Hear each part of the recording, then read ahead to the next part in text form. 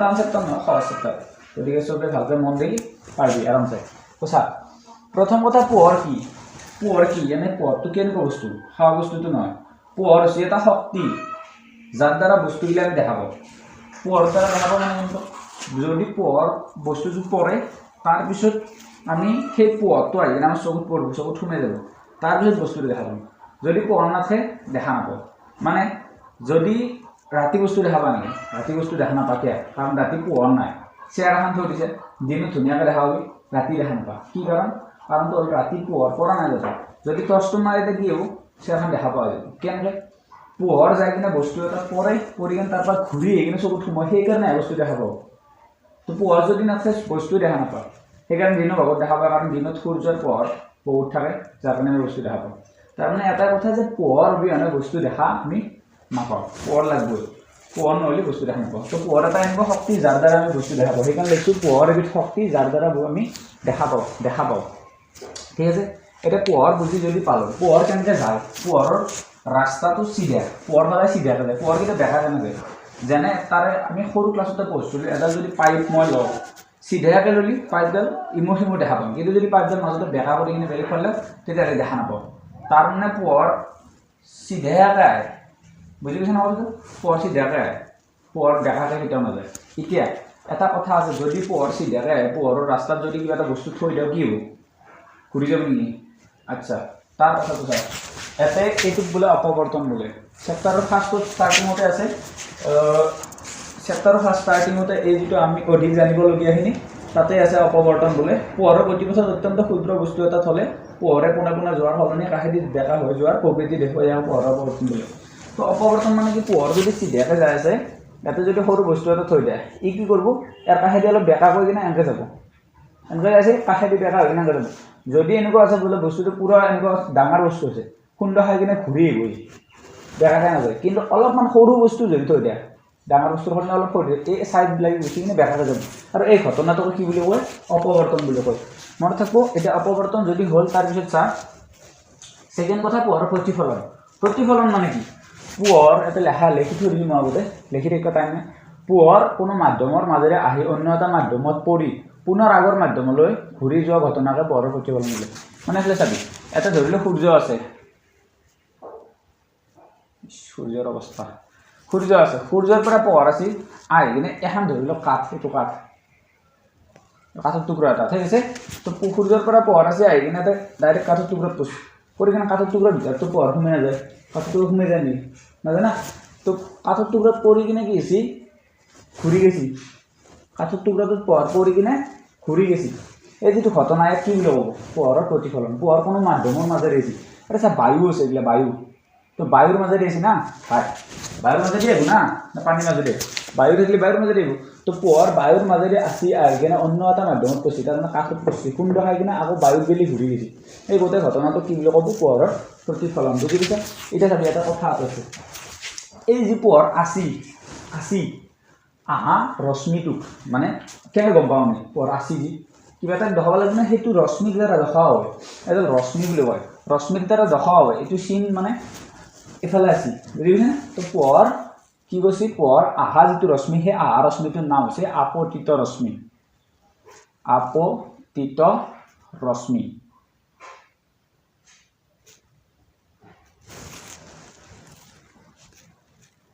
আপতিত ৰশ্মি। আপতিত ৰশ্মি মন কেনে ৰাখবি? আছি, আদি আপতিত ৰশ্মি, আদি আছি আপতিত। মানে আপতিত ৰশ্মিটো কি হ'ব? আহিব না ভাই, আহিবই পালে। তো আহা ৰশ্মিটো কি বুলি কয়? আপতিত ৰশ্মি। এতিয়া সেই ৰশ্মিটো খুন্দ লাগি কিনে ঘূৰি গৈছে, পোহৰ ঘূৰি গৈছে। এতিয়া কি হৈছে? ঘটনাটো কি হৈছে? পোহৰ এটা মাধ্যমৰ মাজেৰে আহি অন্য এটা মাধ্যমত পৰি ঘূৰি যোৱা ঘটনাটো কি হ'ল? প্ৰতিফলন। প্ৰতিফলন হোৱাৰ পিছত ঘূৰি গৈছে না, সেইকাৰণে ইয়াক ক'ব প্ৰতিফলিত ৰশ্মি। কি ক'ব? প্ৰতিফলিত ৰশ্মি। আচ্ছা, বুজি পালোঁ। তো আপতিত ৰশ্মি বুজি পালোঁ, প্ৰতিফলিত ৰশ্মি পালোঁ। এতিয়া এই যিডাল এডাল লম্ব আছে, এডাল লম্ব আঁকছোঁ, ক'ত আঁকছোঁ? এই যিটো বিন্দুত প্ৰতিফলন ঘটছি, এটা বিন্দুত ঘটব না, এই প্ৰতিফলন ঘটা বিন্দুত এডাল লম্ব আঁকছোঁ, আৰু এই লম্বডালক কোৱা হয় অভিলম্ব। অভিলম্ব। বুজি পালোঁ? আচ্ছা এতিয়া চাবি এটা কথা মই যদি কি কৰোঁ এটা বল মাৰুতি বল বা কস্কো বল লৈ কিনে এনেকৈ মাৰি দিওঁ মাটিত মাৰি দিছোঁ কেনেকৈ মাৰি দিছোঁ জানানে বেকাতে এনেকৈ এইটো চিষ্টেমত মাৰি দিছোঁ এইটো এংগলত মাৰি দিছোঁ মাৰি দিলে কি হ'ব খুন্দাখানি চিধাকৈ উঠি যাব হয় নে নহয় খুন্দা খাই কিনে বেকাকৈ যাব এনেকৈ মাৰি দিলে এনেকৈ বেকাকৈ যাব না ভাই চিধাকৈ ধৰি নাযাব এতিয়া মই যদি চিধাকৈ মাৰি দিওঁ বেকাকৈ যাব নেকি চিধাকৈ মাৰি দিলে চিধাকৈ উঠি যাব তো যিমান বেকাকৈ মই মাৰিম সিমান বেকাকৈ গুচি যাব নহয় ঠিক সেনেকুৱা ৰশ্মিৰ ক্ষেত্ৰতো কেনেকুৱা যিমান বেকাকৈ আছে সিমান বেকাকৈ যাব ঠিক আছে এতিয়া এই যে অভিলম্বডাল এই অভিলম্বডালত লগত এটা কোণ হৈছে ইয়াতে আপতিত ৰশ্মিৰ এই আপতিত ৰশ্মিৰ অভিলম্বডালৰ লগত হোৱা কোণটোৰ নাম হৈছে আপতন কোণ আই কি কোণ আপতন আপতন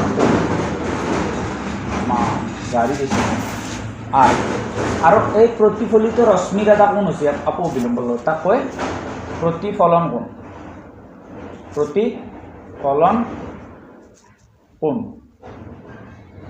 হ'ল বুজি পালি আপতন কোণ আৰু প্ৰতিফলন কোণ বুজি পালি আপতিত ৰশ্মিয়ে অভিলম্বৰ লগত কৰা কোণটোক আপতন কোণ বুলি কয় আৰু প্ৰতিফলিত ৰশ্মিয়ে অভিলম্বৰ লগত কৰা কোণটোক কি বুলি কয় প্ৰতিফলন কোণ বুজি পাইছে সুন্দৰ এতিয়া চাওক এতিয়া কি হ'লে যদি কাঠৰ ভিতৰত দি পোহৰটো সোমাই গ'লোঁ তেতিয়াহ'লে কি হ'লে মানে মই কাঠৰ জেগাত ধৰিলোঁ পানী থৈছোঁ কাঠৰ জেগাত পানী থৈছোঁ এতিয়া সূৰ্য আছে সূৰ্যৰ পৰা পোহৰ আছে সূৰ্য নাই সূৰ্যৰ পৰা পোহৰ আছে আহি কিনে কি হৈছে চিধাই বায়ুৰ মাজেৰে আছে আহি কিনে ডাইৰেক্ট পানীত পৰছি এতিয়া পানীত পৰি সোমাই যাব নহয় বাতি যেনেকৈ যায় সোমাই যাব না পানীত পৰি না ঘূৰি যাব সোমাই যাব পানীৰ মাজেৰে পোহৰটো সোমাই যাব এতিয়া সোমাই যোৱাটো কি হৈছে সোমাই গৈছে সদি সৰণ হ'ব প্ৰতিসৰণ চাওক মনত থকা বুদ্ধি পোহৰ কোনো মাধ্যমৰ মাজেৰে আহি অন্য মাধ্যমলৈ সোমাই যোৱা ঘটনাটোকে কি বোলে প্ৰতিসৰণ বোলে এয়া সদি সোমাই যাব সদি সৰণ হ'ব বুজি পালি সদি সোমাই যাব মানে পোহৰ এটা মাধ্যমৰ মাজেৰে আছে আহি এটা অন্য এটা মাধ্যমত সোমাই গৈছে তাক কি ক'ব প্ৰতিসৰণ বুলি ক'ব বুজি পালোঁ পোহৰ আছে আহি কিনে সোমাই গৈছে ইয়াক কয় প্ৰতিসৰণ এতিয়া চাবি এটা বায়ু আৰু পানী প্ৰতিসৰণ হৈ গৈছে সোমাই যাওঁ বেলেগ একো নাই এইটো এতিয়া এডাল ৰশ্মিক কি ক'ব এডাল ৰশ্মিক কি বুলি ক'ব কচোন বাট আপতিত ৰশ্মি হ'ব না আপতিত আছে নে নাই গৰু আপতিত ৰশ্মি হ'ব এডালত আপতিত ৰশ্মি হ'ব এডালত কি হ'ব কচোন এডাল ক'ব প্ৰতিফলিত ৰশ্মি ভেৰি গুড বাট মক্কেল প্ৰতিফলন নহয় প্ৰতিসৰণ হৈছে না সোমাই গেলি এডাল ক'ব প্ৰতিসৰিত ৰশ্মি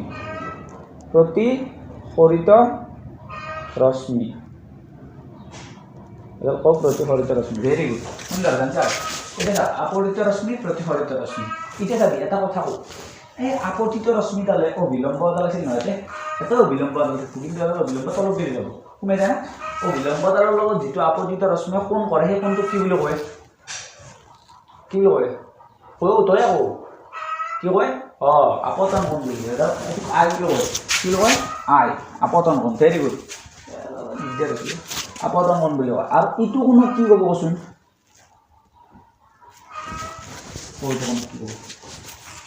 প্ৰতিসৰণ কোণ ভেৰি গুড প্ৰতিসৰণ কোণ জানিছা পাৰা আছে শিকোৱাই নাই কেতিয়াবা প্ৰতিসৰণ কোণ ভেৰি গুড আচ্ছা এখানি বুজি গ'লোঁ কি শিকিব লাগে প্ৰতিসৰণ বুজি গ'লোঁ আৰু পোহৰ বুজি গ'লোঁ এতিয়া চাবি এই যিটো প্ৰতিফলন ইয়াৰে দুটা সূত্ৰ আছে কি আছে সূত্ৰ বা নিয়ম আছে প্ৰতিফলনৰ নিয়ম দুটা আৰু প্ৰতিসৰণৰ নিয়ম দুটা বা সূত্ৰ বুলি কয় দুখন শৰ্ত বুলিও কয় তো প্ৰতিফলনৰ নিয়ম দুটা আমি পঢ়িম লিখি ল'লি বুজি দিয়ক লেখা নাযায় লিখি লওঁ স্ক্ৰীনশ্বট লৈ আজি নতুন যদি চৰ্টাৰ লিখা স্ক্ৰীনশ্বট লৈ 1 2 3 বুজি দিয়ক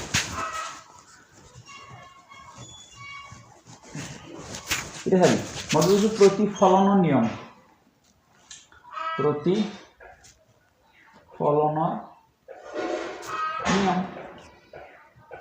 কি নিয়ম চব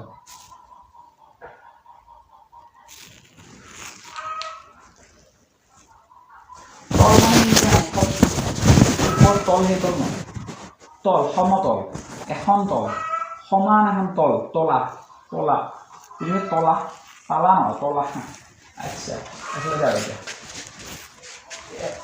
এখন বেড়া আনে বেড়া মই যদি এখন বেড়া দিওঁ দুখন বেৰা হৈ গ'ল, দুখন তল হৈ গ'ল, এখন বেলেগ তল দেখা পাইছে, এখন বেলেগ তল এতিয়া চাই এখন তল মানে বুজি পাইছেনে, এখন তল। মোৰ কথা কওঁ সূৰ্যৰ পোহৰ একলো পৰা আছে, ধৰি লওক একলো পাই আছে, আহি কিনে এতে বসছি, এতে বৰ্ডত চিধাকৈ বসছি, দেখছে না বৰ্ডত চিধাকৈ বসছি, পড়লি বৰ্ডৰ পৰা ওলব না প্ৰতিফলন বুলি, বৰ্ডত পড়ছি যদি বৰ্ডৰ পৰা ডাইৰেক্ট ওলব না, বৰ্ডত এনেকৈ পড়ছিল পড়ি কিনে এখন ভিতৰৰ পৰা এনেকৈ ওলব। মই কথা কওঁ তাত ধৰি লওক এতে আছে, মই আছোঁ, ধৰি লওক পোহৰ এটা ইয়াতে বসছি বুকুত, এটা রাখছি পোহর এটা ইয়াতে বসছি, এতিয়া পোহরটো প্রতিফলন নয় কমে নাযায় না, আইনা নহয় না, মই প্রতিফলন হবে এতে বসছি এনটা যাব রাইট, বলে পোহর এতে পড়ি এতে কমেছি মাথার উপর দিয়ে উঠছি, হব নি বা এই সরি পোহর এতে বসছি এতে পড়ি কিনে এনটা যাব, এনটা ধরি না উঠবো বা এনটা ধরি না উঠবো, বেলেগ ফালে ধরি না উঠবো, তো পোহর যোনখান তলাত পড়বো সেইখান তলাই দি ঘূৰি যাব না প্ৰতিফলন হ'লি, তো সেইকাৰণে মই ক'ম যোনটো আপতিত ৰশ্মি থাকে, আপতিত ৰশ্মি কমা প্ৰতিফলিত ৰশ্মি আৰু এটা বস্তু কি অবিলম্বডাল, আৰু অবিলম্ব, আপতিত ৰশ্মি প্ৰতিফলিত ৰশ্মি আৰু অবিলম্ব কি হৈ থাকে, একেখন সমতলত থাকে, সমতলত থাকে, বুজি পাইছে চাওক আৰু কৈছে বুজি পাইছে যদি আৰু কৈছে চাওক না কি কৈছোঁ, মই কৈছোঁ যোনডাল ৰশ্মি আহিব আৰু তাতে টানা অবিলম্ব যায় আৰু যোনডাল ঘূৰি যাব এখন তলাতে থাকিব, বুজি পাইছে না। তই নিজৰ ঘৰত চাওক, তই নিজৰ ঘৰত টৰ্চটো মাৰি এখন বেৰাত টৰ্চ মাৰি দি, যিকোনো এখন বেৰাত টৰ্চ মাৰি দিওঁ দেই, সেই বেৰাখনত টৰ্চ মাৰি দিলি সেই টৰ্চৰ পোহৰটো ধৰি লওঁ আমাৰ ভাব, ধৰি লওক আইনা এখনত টৰ্চ মাৰি দি, যিকোনো এখন ধৰি লওক তোৰ চাৰিওফালে বেৰা আছে আৰু সেই বেৰাবিলাক আইনা বুলি ভাব, আৰু আইনাৰ তলত টৰ্চ মাৰি দি, টৰ্চটো মাৰি দিয়াৰ লগে পোহৰটো ঘূৰি আহিব না। মই এটা কথা কওঁ, সেই যে আইনাখনত টৰ্চ মাৰি দিছে, যোনখন আইনাত মাৰিছে সেইখনৰ পৰা ঘূৰি আহিব নে তলৰ পৰা ওলব না ওপৰৰ পৰা ওলব না এই চাইডৰ পৰা আহিব নে বেলেগ চাইডৰ পৰা সেইখন পৰা ঘূৰিব না, এখন তলাত থাকিব না। সেইকাৰণে কৈছোঁ আপতিত ৰশ্মি যোনডাল যাব, প্ৰতিফলিত ৰশ্মি যোনডাল ঘূৰি আহিব আৰু অবিলম্বডাল এখন সমতলতে থাকিব, বুজি পালি। 2 নম্বৰ চাওক, মই এটা কথা কৈছিলোঁ যে বলটো মই যিমান তেৰাকৈ মাৰিম সিমান তেৰাকৈ গুচি যাব না, বলটো মই মানে জেগাটো মাৰিছোঁ জেগাটো গুচি যাব, তো তাৰ মানে অৰ্থটো হয় আপতিত ৰশ্মিৰ লগত যিটো কোন বস্তুলে অবিলম্বৰ লগত তেৰাকৈ কোন বস্তুলে না এখন তেৰাকৈ, তো মানে এইটো কোনটোৰ নাম কি, আপতন কোণ,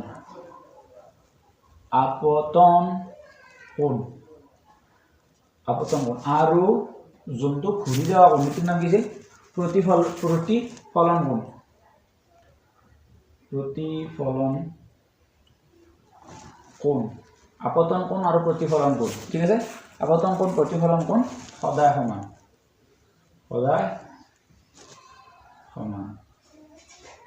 বা কোণৰ মান বুলি লিখি হ'ব, কোণৰ মান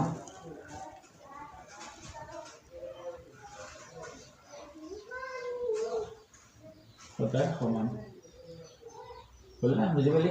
এইটো কি নিয়ম, প্ৰতিফলনৰ নিয়ম, ঠিক আছে। ওকে, আৰু প্ৰতিসৰণৰ নিয়ম থাকিল এতিয়া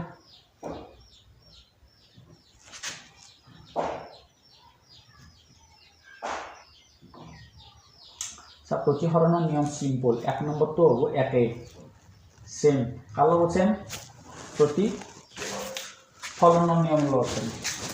এটা কথা প্ৰতিফলনত ঘূৰি গেলি কিন্তু প্ৰতিফলনটো কমে যায়, এতিয়া এখন সময়ত নালাগে আবে গৰু যোনফালেদি পোহৰ কমে গেছি এখানে তল না ভাই, এফালেদি পোহৰ আছে কমে গেছি, সেইফালে কমে গেছি ওলাই, কিন্তু এখানে তল না, তলাটো এখানে না, এখন তল বেলেগ বেলেগ না, কথা বুঝছে না, এখন তলেদি কমে কিনে এখন তলেদি ওলাই গেছি না, এখন তলেদি কমেছি বেলেগ তলেদি ওলব, হ'ব নেকি, গতিকে আপতিত ৰশ্মি, প্ৰতিফলিত ৰশ্মি আৰু অবিলম্ব সেম এখন তলতে থাকে। তাৰপিছত সেকেন্ড নম্বৰ তো আপতন কোণৰ সাইন আৰু প্ৰতিফলন কোণৰ সাইন সদায় সমান এক ছেকেণ্ড মই এনচিআৰ এখন লিখিত কৰিছে দেখলে পেজ নম্বৰ 174 উলো পেজ নম্বৰ 174 মানে পুরনো এটা দে পুরনো মানে এর নতুন এটাই 174 লিখে উলো সেই তাতে যাব পড়লে আপতিত ৰশ্মি প্ৰতিফলিত ৰশ্মি আৰু স্বচ্ছ মাধ্যমৰ সন্ধিতলত আপতন বিন্দুত টনা লম্ব এগুলো নেলখিলেও কথা নালাগে গবিলম্ব লিখলি হ'ল একেখন সমতলত থাকে বুজি গ'ল এটা কৈছে প্ৰদত্ত মাধ্যম যুগল আৰু প্ৰদত্ত ৰঙৰ পোহৰৰ বাবে মানে এই যে মাধ্যম দুটো মাধ্যম আছে সেই মাধ্যম আৰু সেম ৰঙৰ পোহৰৰ বাবে বা যি পোহৰ আহিব সেই পোহৰৰ বাবে আপতন কোণৰ সাইন আৰু প্ৰতিসৰণ কোণৰ সাইনৰ অনুপাত এটা কি হ'ব চাবি এতিয়া এটা কথা কওঁ 2 নম্বৰ আপতন কোণৰ সাইন মানে সাইন আই আৰু প্ৰতিসৰণ কোণৰ সাইন সাইন মানে সাইন আৰ সদায় অনুপাত মানৰ অনুপাত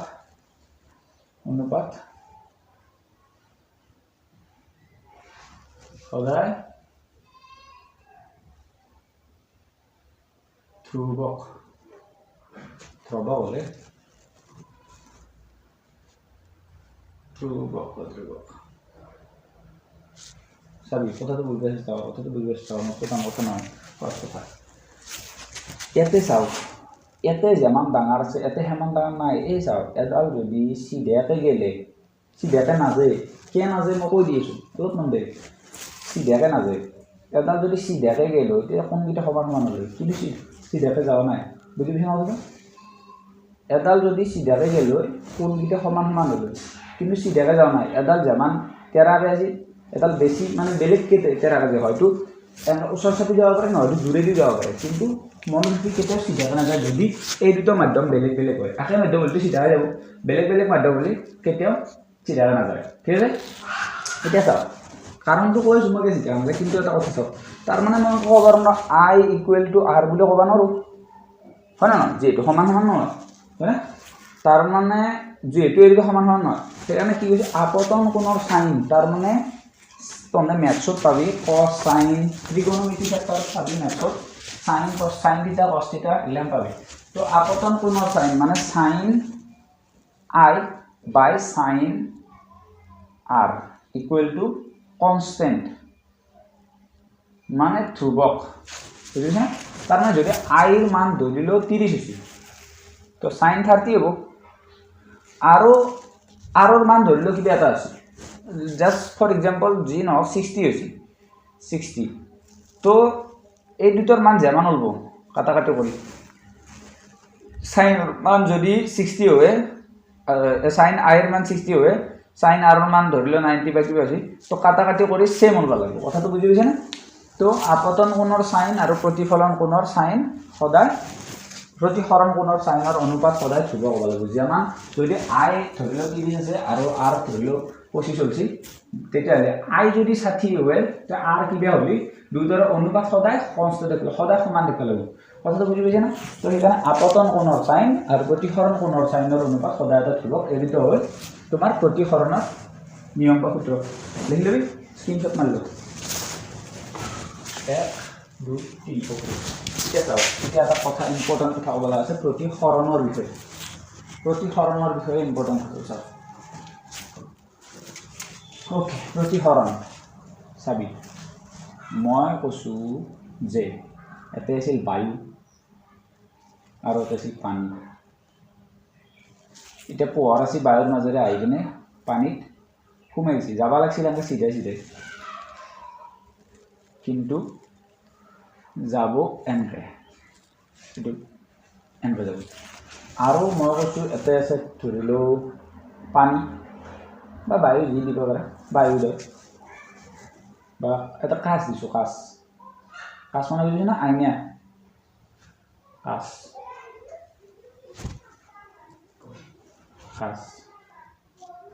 আৰু ইয়াতে আছে ধৰি লওক বায়ু।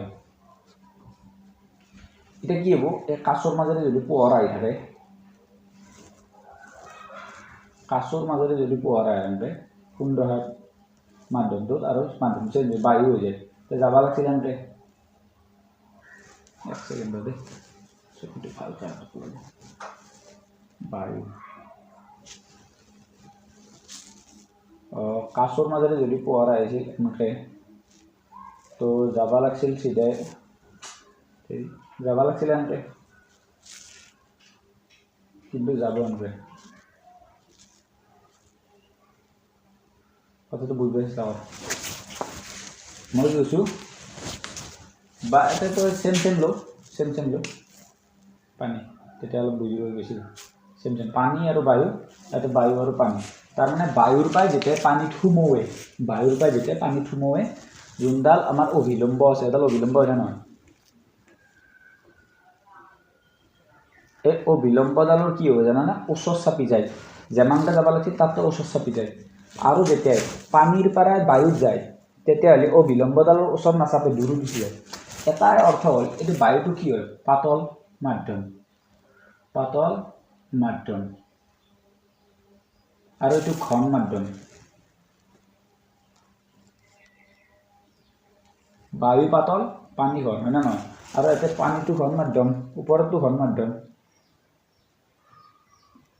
আৰু বায়ু কি পাতল। তাৰমানে মই কৈছোঁ পাতল মাধ্যমৰ পৰা যেতিয়া ঘনত সোমোৱে, তেতিয়াহ'লে কি হয়, অভিলম্বৰ ওচৰত চাপে। আৰু যেতিয়া ঘনৰ পৰা পাতলত যায়, তেতিয়াহ'লে অভিলম্বৰ পৰা দূৰত গুচি যায়। মই থাকোঁ না বস্তুটো, ঘনত থাকিব লাগে, একদম সহজ কথা এইটো। পাতলৰ পৰা যেতিয়া ঘনত সোমোৱে, অভিলম্বৰ ওচৰত চাপে। আৰু ঘনৰ পৰা যেতিয়া পাতলত যায়, অভিলম্বৰ পৰা দূৰত যায়। আৰে চা, মনত ৰাখবা মানে মই বুদ্ধি দিছোঁ, বুদ্ধিমতে মনত ৰাখ, জিন্দগীত কেতিয়া পাৰে নাযায়। এই ঘন শব্দটো চাওক, ঘ আছে নে, ঘ দি মনত ৰাখ, ঘ দি মনত ৰাখ, মানে যোনটো ঘন মাধ্যম হ'ব, সেইটো কি ঘৰ হ'ব, মানে ঘৰৰ মাধ্যম, তোৰ ঘৰ মানে বুজিলি ন? এতিয়া চাবি, যেতিয়া মই পাতল মাধ্যম মানে বাহিৰৰ, মই এটা কথা, পাতল পৰিৱেশ কোনটো, বাহিৰত নে বাহিৰত কিয়, বাহিৰত নাচ বিন্দাছ, টেনচন নাই, বাহিৰত মানুহ চাব লগা নাই, ক'ব লগা নাই। ঘৰত পিতেৰে থাকে, চেকা লয়, কিবা উৎপাত কৰিলে মাৰে থাকে, মাতা দি থাকে, চেণ্ডেল মাৰে।